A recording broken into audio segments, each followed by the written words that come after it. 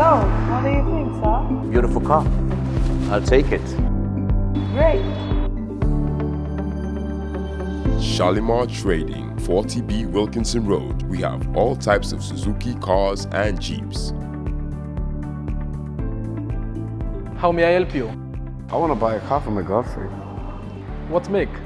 Alto K10 would be nice, right? Yeah, you're such a sweet, sweet man, baby. I know, right? Fantastic. This way, please.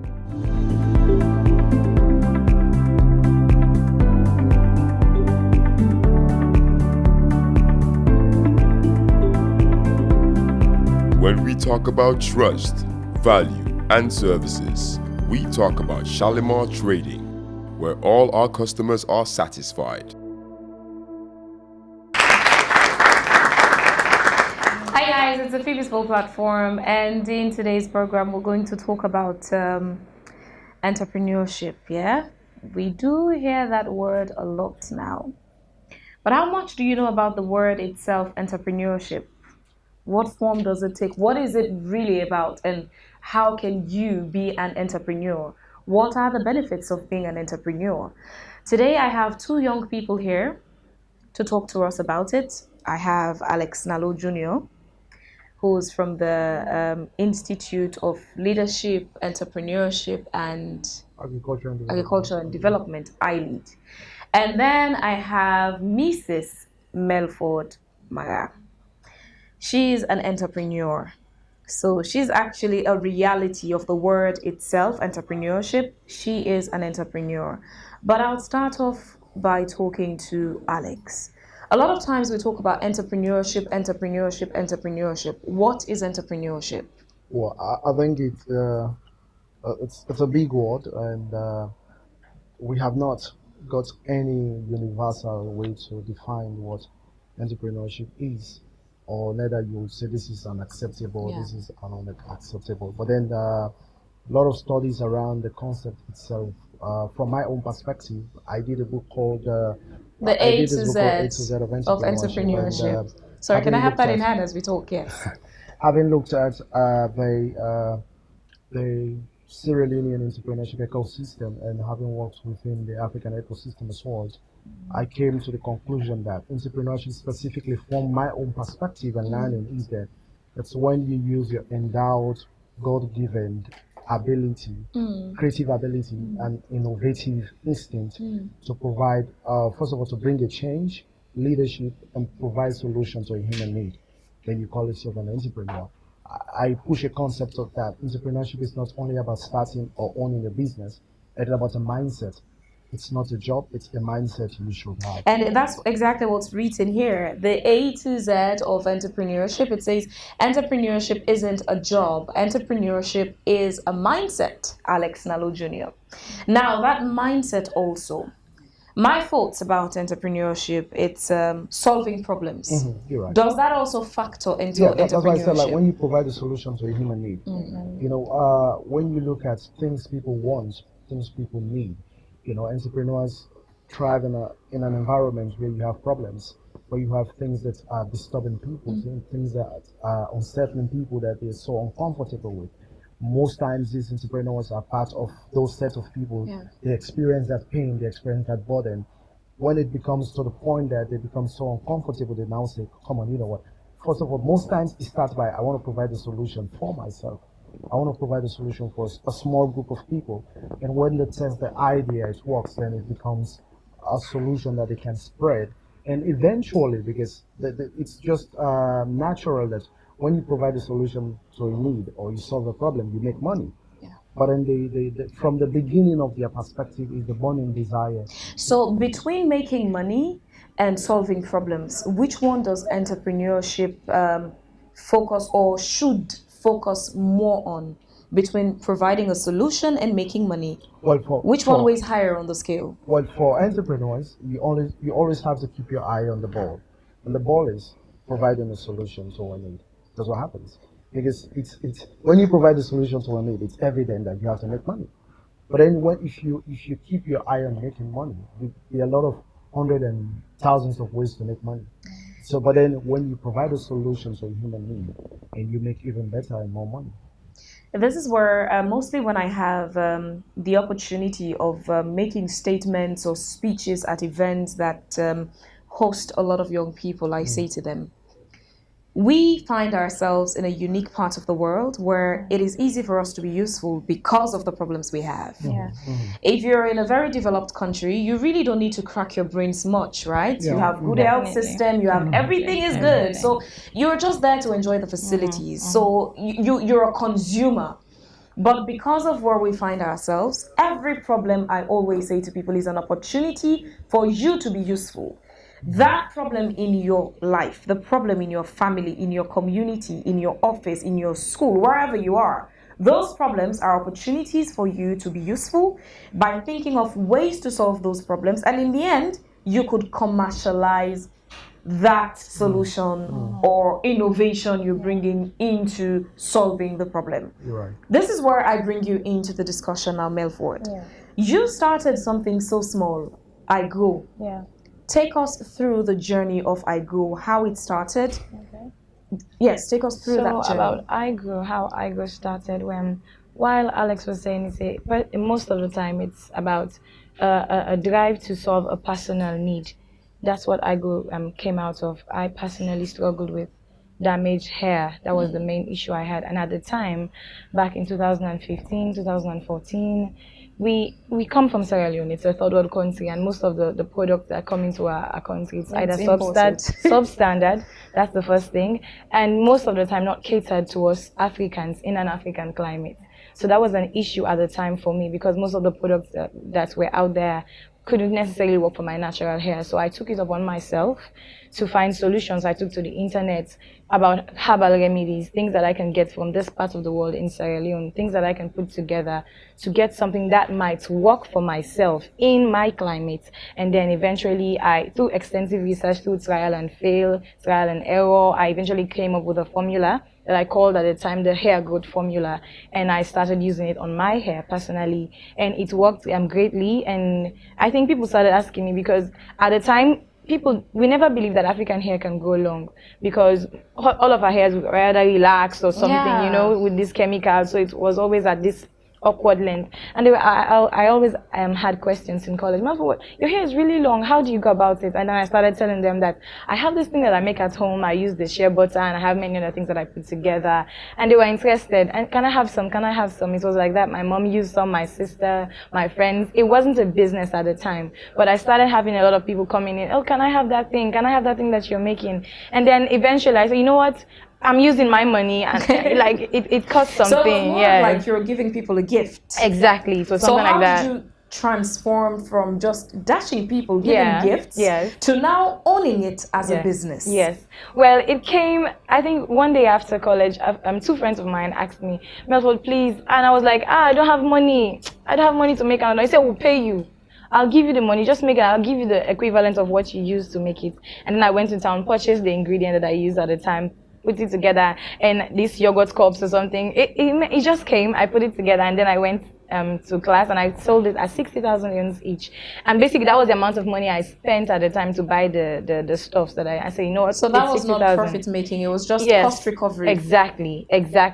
And then I went through that, and I started. And the moment I sold those two, other people in class were like, I want that thing there. I'm like, okay, well, give me the money, I go get, and that was, and when I went back to town, then the idea struck me, you're buying this thing, now you're buying a larger quantity. Why won't you negotiate, to get it at a lesser price? That was how eventually, and that's how it grew, basically. I never had the idea of starting a business. I only had this issue that I wanted to solve. So far, how is it going now as a business? It's going great. I thank God, because starting that small with 60,000 leones today, I can't see the figure that's my total yearly turnover. but it's going amazingly well. You know, it's all over Sierra Leone now. It's in the US, it's in UK, and other people are also coming into the industry because now they see that there's something that can be done by So now putting you've herbal opened remedies the together. door. Exactly, You've opening opened door. the minds of people to think in that regard. Exactly. Now, Alex, she is an example. She's a testimony of an entrepreneur, of what entrepreneurship is. She didn't think about doing a business. She was just solving a problem, a personal need, which became a need for other people, which in turn became a business, a need for many other people who are doing it now. How do we bring young people on board to understand the concept of entrepreneurship in a way that it helps to solve the problem of unemployment in the country? I think Melford, she's not only an example of entrepreneur, but then she happens to be one of the very few young entrepreneurs we have in Sierra Leone. It's sad nowadays, people, everybody want to call themselves an entrepreneur. I think it's attaining a kind of a celebrity status or so, and people are calling them. But then A sense of relevance. So what is your drive towards your doing? That's the first thing. What is the pain to you? What is the burden to you? Is it transportation? Is it health? Is it personal problem? If you want to venture into entrepreneurship, you first of all have to look inside of you. What do you have? What is the problem? And you don't have to disassociate yourself from that problem because it's a long haul. It's a lot of hustle and struggle. So if you are not connected to that problem, you cannot be able to provide a solution to it. So you're listening to Melford's story. She had a problem with hair damage. And I can imagine how disturbed she was. And now, translating that into the feelings of the mass or the young ladies or young women, or that discomforts you right away. So now she started with a personal solution. So that's what every great entrepreneur story that starts around the world, that's where it starts from, the drive. It's not about making money, it's about providing that solution to the problem. So what young entrepreneurs should understand that you have to solve the problem, and you have to begin to solve that problem from a unique perspective. And when you say unique, specifically, what's in mind? Unique in what way? So now there are a lot of hair products around the world. A lot of hair products around the world. Melford did not go to China to buy hair products to come and sell in Sierra Leone and you call as a solution to the problem. So she looked at how can I provide an African remedy that works in an African climate? Her own personal solution. You get. And now using locally, not a borrowed solution. Exactly. Using local materials and ingredients that you can find in your local markets, that you can find in the Sierra Leone setting. And that's turned into a great product. So that is what entrepreneurs should look for, unique, something that has not existed before in your own shape or form. There are a lot of hair products around the world. She's not the first person that did it. But then the uniqueness, what are your approaches, how it came about. That's what you're doing. So you're not merely repeating or buying a product and coming to sell to people. But then because most times when you buy and sell, you don't understand where the product comes from. So you begin to understand the problem first.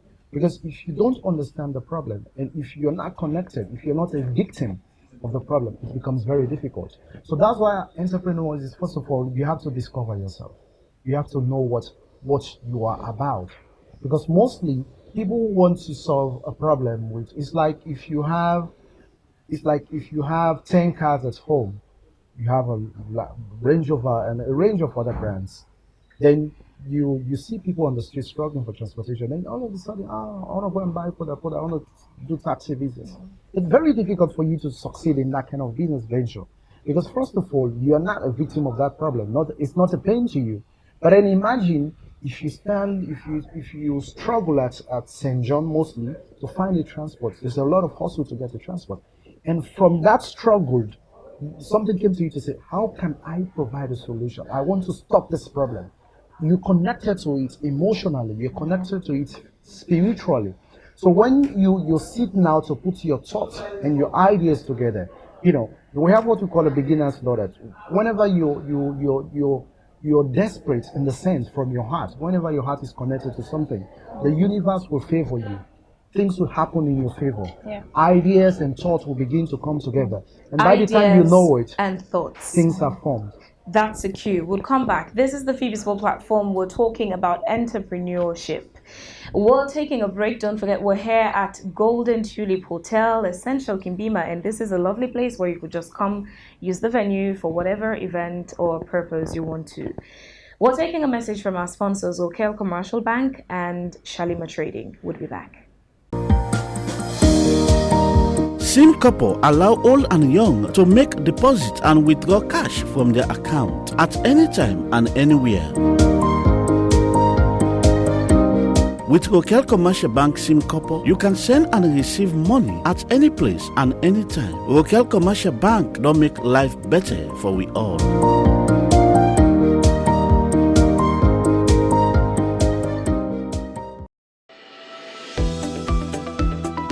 Welcome to Shalima Trading, the sole authorized dealer of all TBS bikes and kekes in Sierra Leone, with branches nationwide. You're guaranteed efficient and quality service.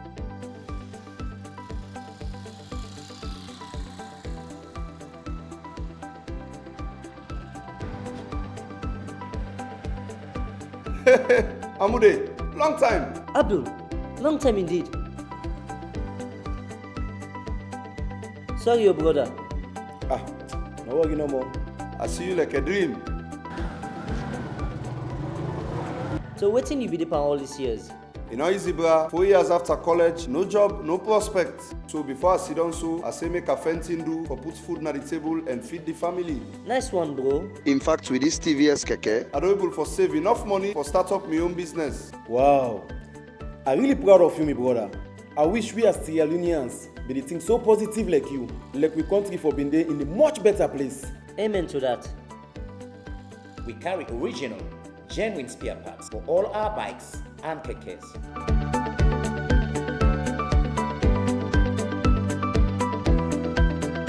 We carry sports bikes, off-road bikes, city bikes, commercial bikes, mopeds, and scooters.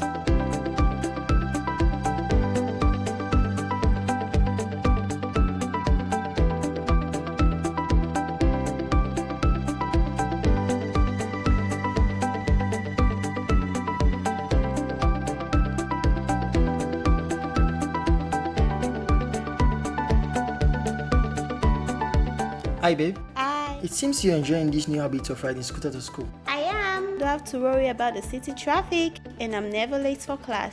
Talking of class, let's go and get this test over and done with, shall we? Let's go, babe. Okada, can me go with that first?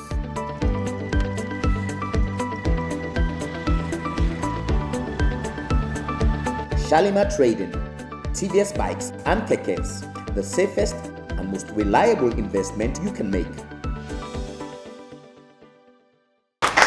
All right, welcome back from that break. A message from our sponsors, Rokel Commercial Bank and Shalima Trading, and we're still at the Golden Tulip Hotel at Aberdeen, and we're still talking about entrepreneurship. Now, the problem-solving aspect of it, which in itself is what entrepreneurship is about. There are a lot of people who encounter problems. How do you convert that problem to become a solution? Or what problem would you say would be one that requires a solution, one that I can bring about a solution that can even be commercially viable for me? How can people identify such problems? Well, we don't have a hard and fast rule to say that this problem is viable or this can work, this cannot work. So anything can be a problem, first of all. Yeah. So what if it's something that affects just one person or just two people? Well, this is a feeling.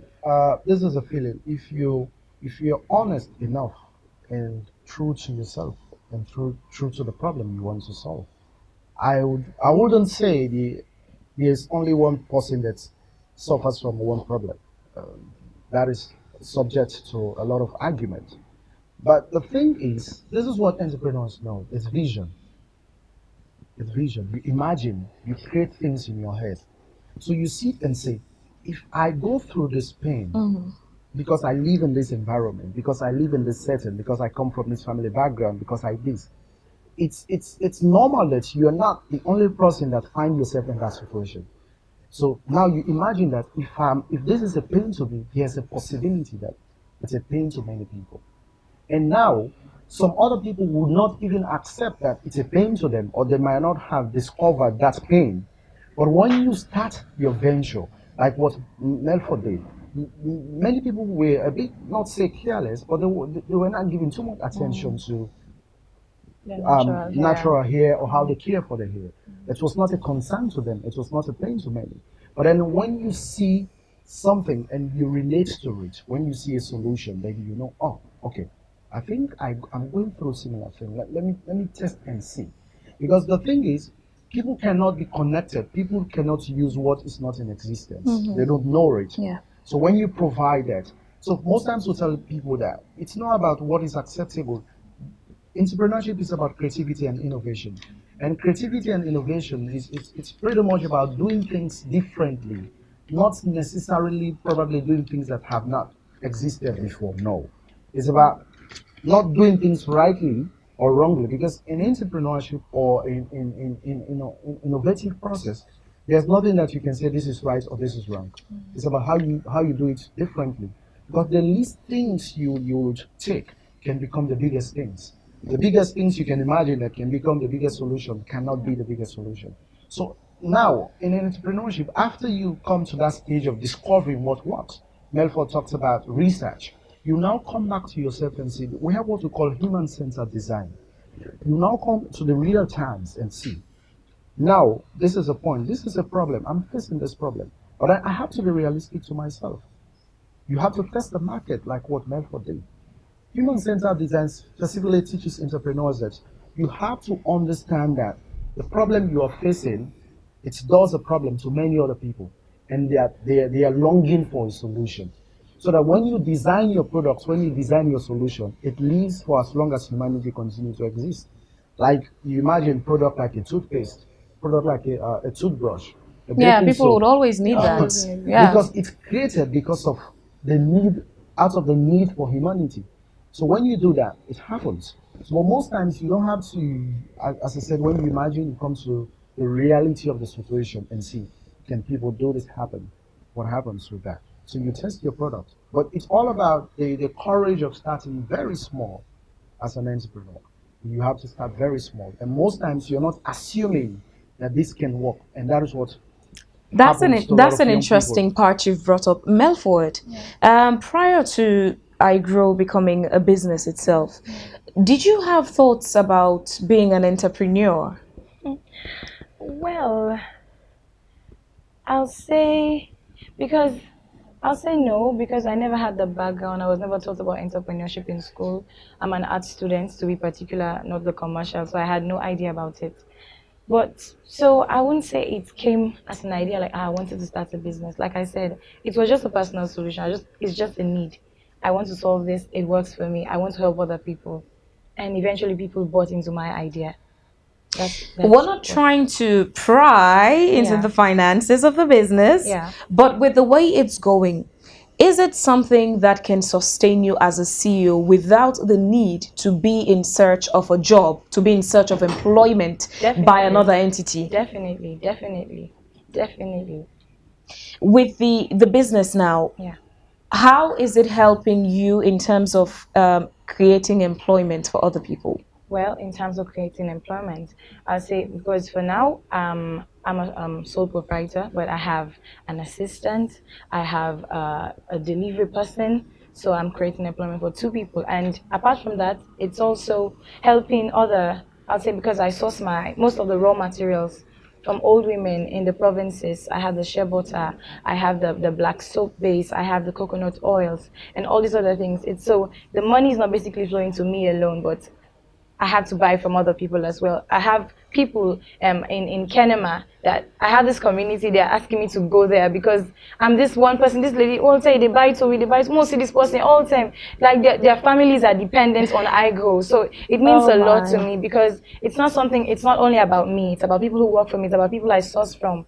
You understand? Because we are from this small country, like Alex said, it's about starting small. It's about impacting other people. So it's not like this big business, but the little I'm doing, it's helping somebody else out there. I'm creating a solution for women and men out there. I'm also helping other poor families back there in the provinces. So it's like a win-win.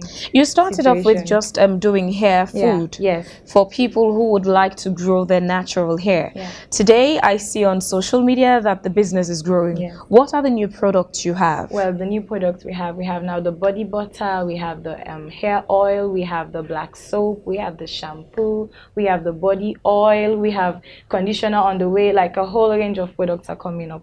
Yes.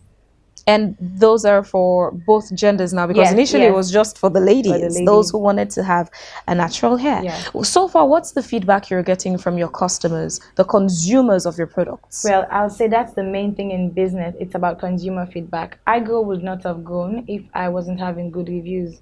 My business grew basically based on customer referrals, because I've never advertised on television. I've never advertised on radio stations or newspapers. Somebody used the product. I use something fine. Oh, try and buy. So it's based on referrals and referrals and referrals. So as you can see, based on that, you can see that people are having good reviews about it, because I created something that is of quality and I'm consistent with it. You wouldn't use the product today, you get something good, and you buy the next time and you get something substandard. So now that again becomes the challenge sometimes with products like this. Yeah. So you'll see that in the first few years of the business, the products are really good, but as time goes on, the content, it depreciates. Yeah. How are you monitoring that aspect of your business? Well, ensuring that it stays the same. Well, like I said, my idea, the business idea, came as a passion. It's about creating quality, something that works. I usually, when I advertise my product, I say we create product that simply works. That's what iGrow is about. I don't want to do something that wouldn't work at the end of the day, or something that will give you a bad reaction. I make the products. I'm on hand. I create them. Every batch, if it's 100 batch, I am hands on. I put every ingredient in. I take particular things with details. So it's going to be the same. And even 10 years from now, I'll still be part of production, because I'm that kind of person. My friends call me OCD perfectionist.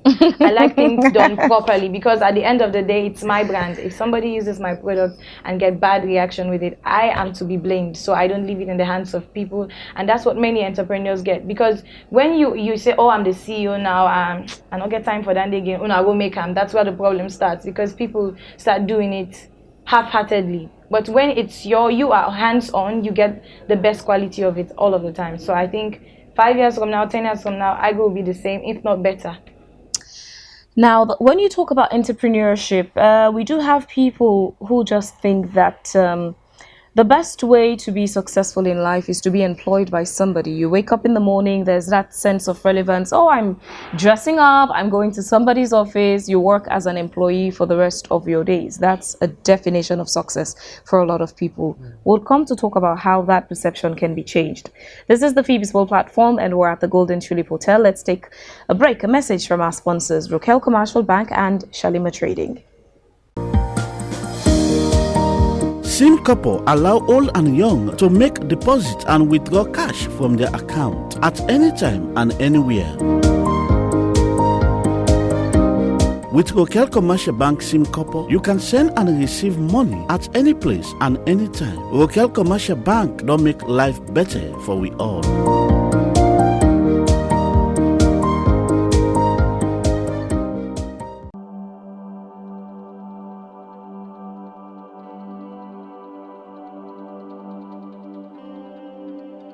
Farmers from across the globe have a strong bond and passion for the soil, which leads to nurturing of the land. What they need is the support of high-performing agricultural solutions.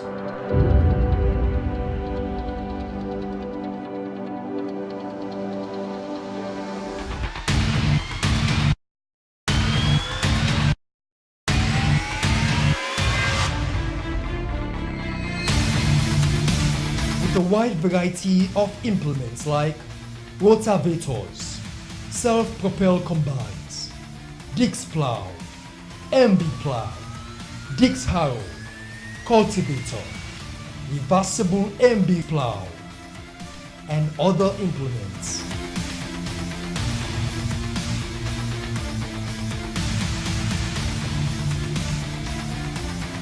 We are confident that the coming years will bring greater results with the trust and confidence of our associates, business partners, and customers on our products and services.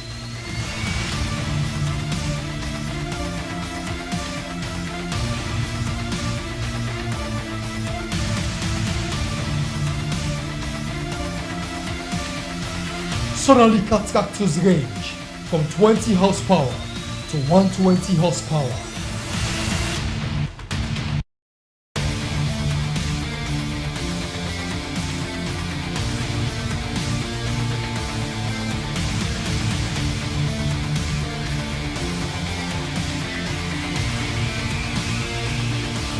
We are ready to address the coming challenge of food security, highest customer satisfaction, and superior agricultural solutions. For distribution and dealership, contact Shalima Trading Company, 40B Wilkinson Road, Freetown.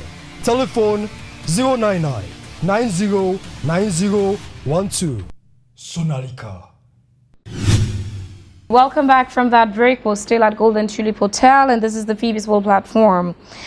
Just looking at your book, Alex, I see here a lot of things listed. It says in this book, your mind will be triggered on entrepreneurial adventure, bravery, courage, determination, endurance, finance, growth, happiness, innovation. Just do it. Ideas don't come out fully formed. Knowledge, leadership, mindset, never give up. Opportunity, purpose, questions, risk, strength, time, understanding, vision, wisdom, X-ray, yes, zone. That's basically the table of content. So just before we continue, this is a book, the A to Z of Entrepreneurship. This is a book I advise you to go get. Alex, where can people get this book? Well, unfortunately, copies we ran out of copies, but then we're republishing it by October. Okay. There are more copies out in October. Good. So you should get a copy of this book and try to read it. It goes a long way to help. Now, in the aspect of solving problems of employment, where in every part of the world, no country has been able to get it right in terms of employment. How do we then get our young people to have that mindset that entrepreneurship is the way to go? Entrepreneurship is the solution.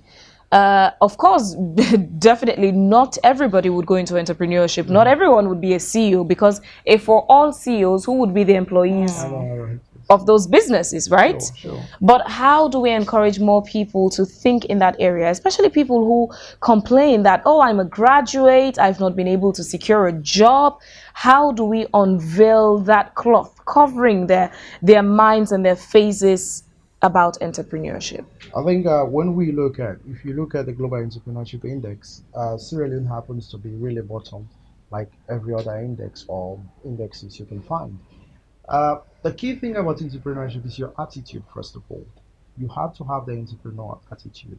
Means that you put yourself in a position of wanting to do what you want to do and not necessarily minding anything, the titles, the what people will talk back at you, your circumstance, your situation. But then, as I said earlier, you keep your eye on the ball. Now, entrepreneurship it's good to the point that if more young people come into it, you have to suppress that of the numbers of the unemployment rate.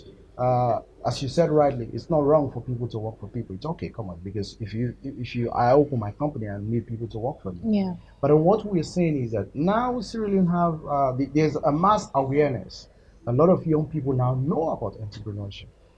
10 years from now, when you go to school, you go to university, that word was not being discussed in Sierra Leone. So I think we're a step now. I think the point we need young people to look at now is about how do you understand your society and your community better? Because entrepreneurship is not about cloning an idea and wanting to have a product because this person has a product. Every entrepreneur have a drive. They have their own self-drive. Last week I was at Radisson and I'm speaking to some young girls and I told them that there's possibility that lots of young people are going to miss their career path because of entrepreneurship. Yes, we want to suppress unemployment, but entrepreneurship is not for everyone. Yeah. It's because everyone cannot provide a solution to the global problem. It takes a whole lot to provide a solution. It took a whole lot for Mark Zuckerberg to come up with Facebook that became global. He's not the smartest That doesn't tech mean that person all in of the us have world. to create something. The same We thing. can't create the same app now, and me, I'll name it handbook. You call it Facebook. I call it footbook. A duplication of the same thing. We're not solving problem. So what young people We're should majorly understand is copycatting that ideas. find your niche market. Find somewhere, something that is silent.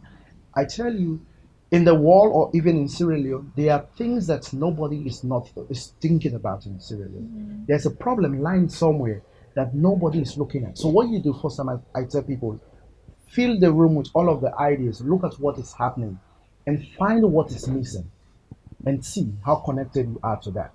Then you can bring out a unique solution. So as a young person at this time and age in Sierra Leone, you have to, as I said, understand the environment, looking at what is missing within Sierra Leone. When you come to the transportation system, there are a lot of problems in our transport sector.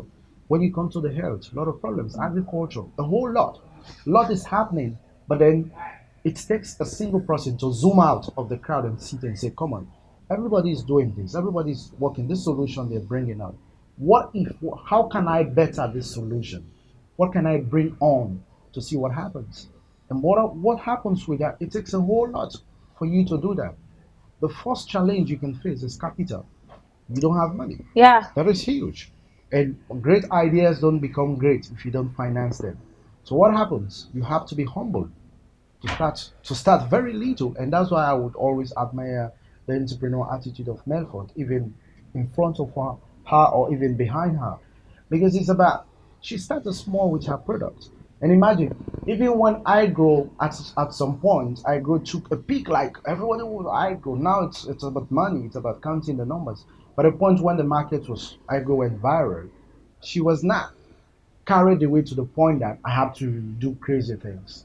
You have to look at your steps, be humble, start small, and you have to understand your market.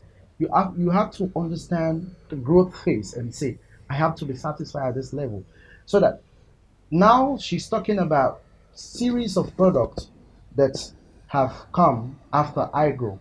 So imagine if she would have started all of these products together with I grow. So you understand. So you have to be content to the point you have to allow yourself and begin gradually. That's a gradual process. That's how you grow wealth. And when young people understand that, then it's not about ego. So when you look at Melford and Igro, the story, she happens to be a law student. I was going to come to that. So entrepreneurship is not about maybe you say dropouts. No. It's not. Congratulations on your graduation. It's not as in very, very recently, but yes, this is the time I'm having you here, so we can as well use that opportunity. Yeah. Melford, for the purpose of profiling, is a wife. While she started this, she was still at the university studying law. She has graduated from FBC, right? From Phebe College, from the law department. She graduated. She's still a wife. She's, of course, a young woman, as you can see, and she's still doing all of that. The money she used to start that business, you could have used to be like any of the Slay Queens and buy yourself a Peruvian here. Get yourself an iPhone X. I don't know if Naina is still recent one. I'm getting old at some point. You know, you could have used it to do a lot of things, but you chose to use it. In the absence of a readily available capital, how do people still pursue entrepreneurship? Of course, like Alex rightly said, no matter how little, you need some amount of money to start a business. And again, some businesses, of course, would require a huge chunk of money to start. It depends on the type of business. For example, people who want to do a business on maybe, let's say, converting waste into energy. That's not something you start with any small money. But for, businesses that can start on a smaller scale, businesses that solve maybe problems not on that very high level, on this proprietorship, this sole proprietorship level, how do you start it in the absence of a readily available capital provided by people or bank loan? How do you start it on your own? Like what you rightly said, it depends on the type of business. In my own area, I can start small. I started small with a little amount of money. So basically, you said I could have used that money for something else. I'm a foodie. I like eating, so I would have bought food or the trivial things of life that women necessarily need. So in starting a business, I know many ladies are, hey, but I don't have money to start. You might have a very expensive phone, like we were saying earlier, a very expensive phone, iPhone X. You have the money to buy Brazilian hair. You have the money to buy 500,000 or dollar worth of shoes and bags. How about you put those things together, sell them, the money you derive from them, you can start the business or the idea that you already have. And believe me, some of our sisters are rich. If you check from the head to the toe, the phones they hold, the jewelries and Thank you. everything, you are so rich, You're but you so don't even rich. know that you're so You're rich. rich. And I am when I and my colleagues have conversations, I say I buy things that I need. I don't buy things that I want. I have a mentor. She's a Kenyan. She doesn't even know me. I have a lot of them. She's called Caroline Mutoko, and she says I have a lot of money, but I don't need 100 bags. I don't need 500 shoes. I don't need to fix the most expensive hair or whatever. You understand? If you see me personally, I don't do extensions. I don't want nails. I don't want makeup. Why do you need all those things when you can have the monies that are coming into life? Why can't you put it together to be productive? Because it is not about now, it is about the future. I'm very futuristic, and when I think, okay, I start a business now, 5 years from now, will I still be this age? Will I still have this kind of energy? Will I still have all these resources available to me? So why not the monies that come into your life? We have money all of the time. Even the child that is going to school, Phoebe, they give them lunch, they give them things to go to school. Why won't you put those things together and have a productive mindset, like what Alex is saying? Find needs and problems in societies, find ways to solve them, no matter how little it is. You were saying something, an idea dropped in my mind when you were saying you wanted to start something like in renewable energy or for something like that. You might not have the money at the time, and if you go to the banks, the loans, Yeah. God knows the kind of things they ask you for those loans. You can start. You can even start with something you don't want to do. You can start buying maybe bags and something you're selling. You make money out of that.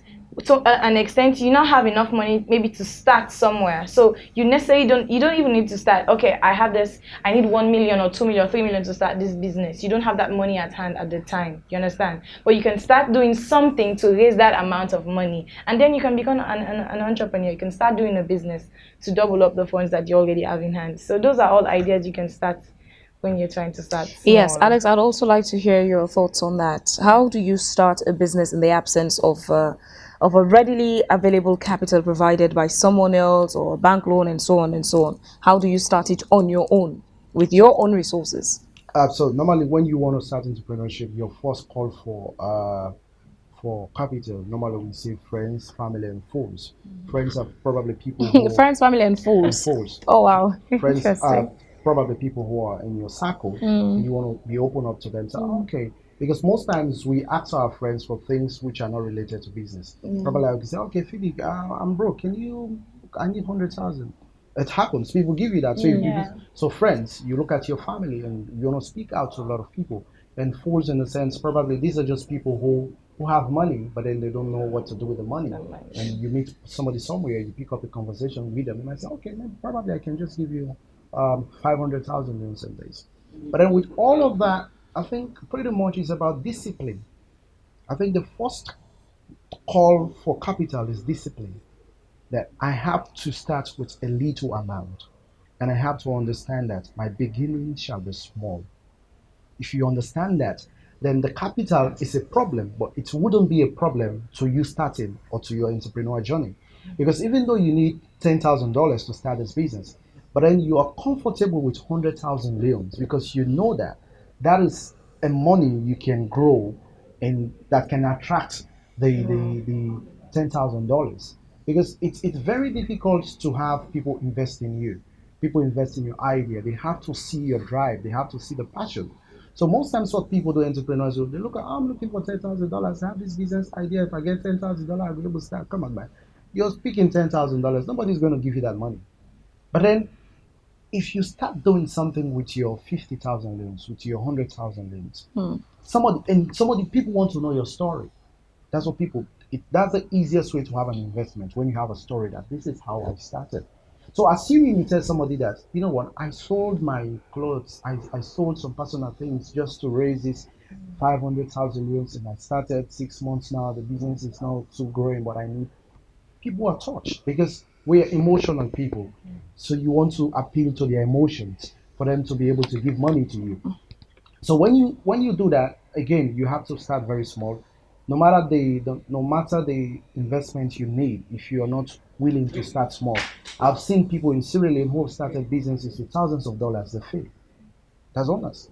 When we started earlier in entrepreneurship, what we did, the first company we registered way in 2009, there are a lot of failures. That was why some of us said, okay, you know what, let's go back and have a lot Yeah, of take us through education. the journey of some of the business failures you've encountered.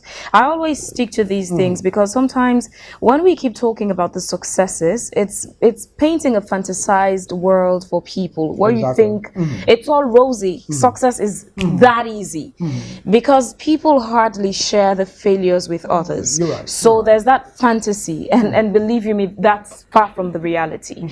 Share with us a story of a failed business you've attempted to invest in. Exactly. So when we started way back in 2009, the first company we registered was called 232 Entertainment.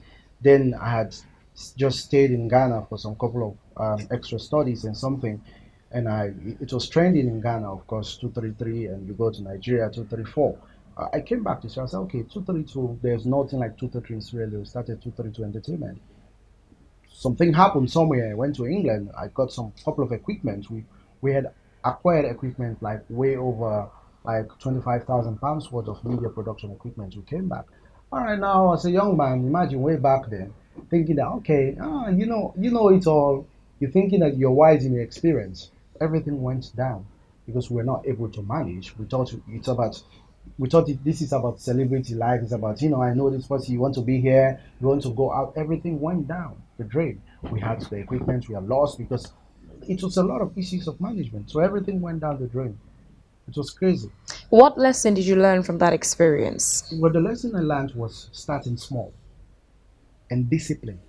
So entrepreneurship is about discipline. It's about I can eat $100 a day, but I'm comfortable eating 10,000 rooms because I have a vision that is bigger than me.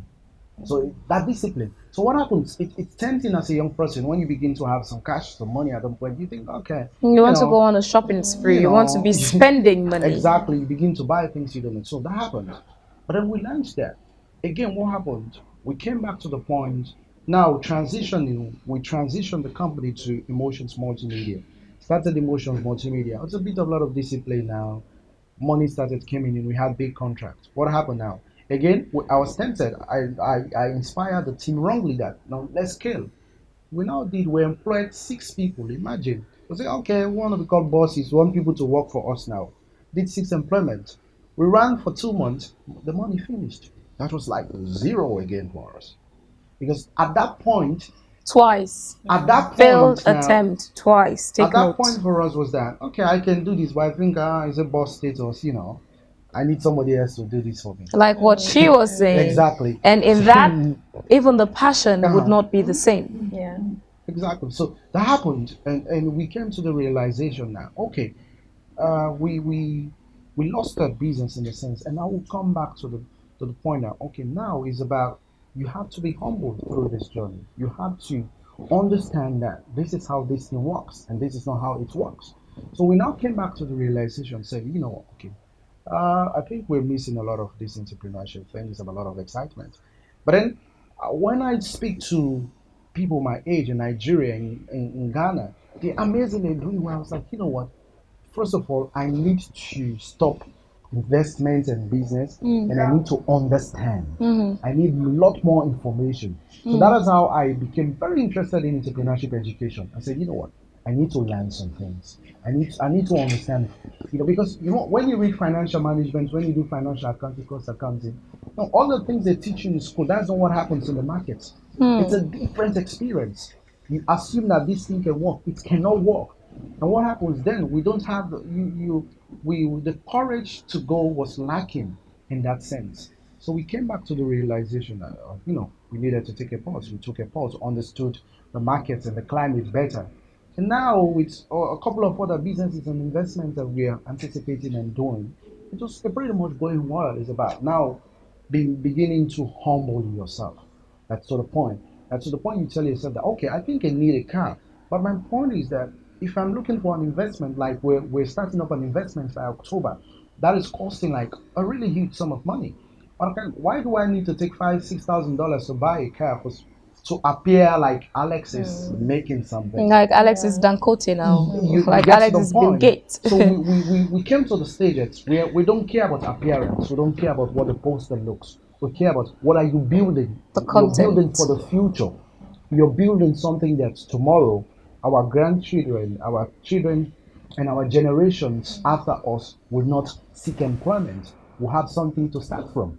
Because what is most frustrating for entrepreneurship is where you start. Most times, some people are great in the sense they start with their parents having done extremely well and they have a good foundation. Yeah, so you just need to come and build You just on the pick up, yeah, even if they are failing, their failures cannot be compared to your own failure. Because even when they fail, their level of their failure will not be still up to your own level. So you begin to understand that you have to set that kind of pace. We begin to understand the problems. We begin to look for real products. So as we're setting that pace now, as we wrap up, Melford, what would be your message of inspiration or motivation to other entrepreneurs who, there are people who have ideas who are skeptical about starting it. There are people who have started, but they're facing some challenges and the thought now is to give up. What would be your message to them? Well, my message, first I'll say, like Alex said in his book, just do it. Ideas don't come fully formed. I learned a lot on the job. I usually tell people I learned a lot on the job. I never had everything figured out at the beginning. So if you're there sitting down, oh, I need to understand this, I need to know everything about this business. So when I go in, there will be no failure. It's impossible. Just start, do it, and then learn on the process. And for those who already started and you're having challenges, it's all about the passion. Remember, you started for a reason. And that reason should be accomplished. You should not let things that come in the way. I've had many failures as well. When Alex was talking about failures, I had many on the way. I had problems with packaging. I had failures with rejection, wherein I'll take my products to the stores and I say, this is not up to standard. That didn't deter me. I didn't say, oh, this is not good. I failed. But I went ahead. I started researching about branding, about packaging. I learned all of that on the job. Nobody ever taught me. So that's, you research more, you learn more, be open-minded, and be practical. Don't build castles in the air. Alex was saying, I started with one product. People are saying, hey, we need this, we need this. I say, let this work. Let me see how people respond to this. Then I add something else. If anybody notices, I don't come with everything at the same time. I start with this, then this comes. I see how people respond, then something else comes. I don't start. That is just, I'm very practical. That's the kind of person I am. So I encourage other entrepreneurs to be practical in what you do. Don't because somebody start, you say, oh, you see all those products in Nivea, all those products in Shemo Short. They didn't start at that with all of those products at the time. They didn't start providing all those services if you're into products and into service providing at the time. So be practical and take it one day at a time, step by step. Be open, be humble. I think that's it. And Alex, I'll ask you for the same message. What lesson or message would you have for people, well, even those who are contemplating stepping up into entrepreneurship? What I think is that you have to be able to deal with failure and you have to be open to failing. Because as I sit here today, I encourage and advise a lot of other young people. I help them with their businesses. And most times people will say, oh, let you sabi this thing, or expert. I was like, no. It's because I have failed so many times. I now understand. So if you tell me that, I'll say, it's not that I'm a genius, but I'm telling you an experience I got already. So that position you. So you have to be open up to failing, and you have to be humble to the point to start very small. Start very small. Forget about attaining a celebrity status. Forget about popularity. You have to keep your eye on the ball. The vision is what matters. Anything can make somebody popular. So don't be distracted by whatever, how people want to call you. And one thing I've noticed again for young people, which you have to be careful about, is about title. You're not coming into entrepreneurship to be called CEO of this. Don't let that get to You're your head. a rock star. Don't let it get to your head. You are not an entertainer. Entrepreneurs are not entertainers, so don't attempt to feel like you're entertaining people. Yeah. Just you have to be humble, and at some point, you know that what you need, what you truly need to succeed as an entrepreneur, is not inspiration, it's not motivation, it's discipline. Understand your journey. Understand who you are, where you come from. Melfor's story, my story, is not your story. Yeah. The level at which probably we can entertain failure, you cannot entertain it to that level. So understand who you are and find your own unique solutions on how you navigate your way through making your path in entrepreneurship, and look at a lot of problems and attach yourself to that problem. And at the end of the day, it will worth it. This is not to say problems or challenges will not come your way. They will come every day. But what happens? Every challenge you face is to test your ability, whether you're fit for the purpose. So if you just give up and say, no, I'm not going to do it because this is fit. No, that's why in entrepreneurship we have what we call pivot. If an idea is not working, you can still use another idea to provide that same solution. Everybody saw in Sierra Leone when Edmond started GoShop. He pivoted into Track Your Bill. And today, Track Your Bill is a global company. They are in Nigeria, they are in Kenya, and they are making headways around the globe. GoShop might not or would not have got him to that level. But then you start, be humble, and if you find a challenge, come back and pivot into something. But then keep your eye on the solution and be humble. Thank you very much, lady and gentleman. Well, Melford brought a gift here. Thank you very much. Some people jealous me. I don't care. I was going to open the gift and show you guys a lot of stuff, but I wouldn't because this is my gift. Now, until I don't snap and done and post my gift on social media, that's when I'll get to open it. But Melford, for those people who want to buy your products, where can they get iGrow products? Well, you can get iGrow products around Freetown. In the Lumley end, you can get it at Mac Pharmacy. At the central part of Freetown, you can get it at Children's Supermarket, at Campbell Street, at number 80 Campbell Street, 20 Sykes Street. In the east end, you can have it at Children's Supermarket. In Wellington, in Bo, you can have it at Amdalai Pharmacy. Many other areas, but for a total, you can also have my number, where they can contact directly the business line, which is 079-025151, 079-025151. So wherever you are, you can call that number. Do you have social media accounts for the product? Yes, you can check on Facebook and check for iGrow, capital I dash capital G, capital R, capital O. iGrow, and you can also check on Instagram for iGrow Cosmetics, IGRO Cosmetics, and then you can see I'll our follow products. you on Facebook and on Instagram. Thank you very much for this gift. I love it. I appreciate it. Thank you. Thanks my for hair having is me. growing. Thank you guys. Thank you very much. And this is it for this episode of the Phebe Swill platform. We've been talking about entrepreneurship.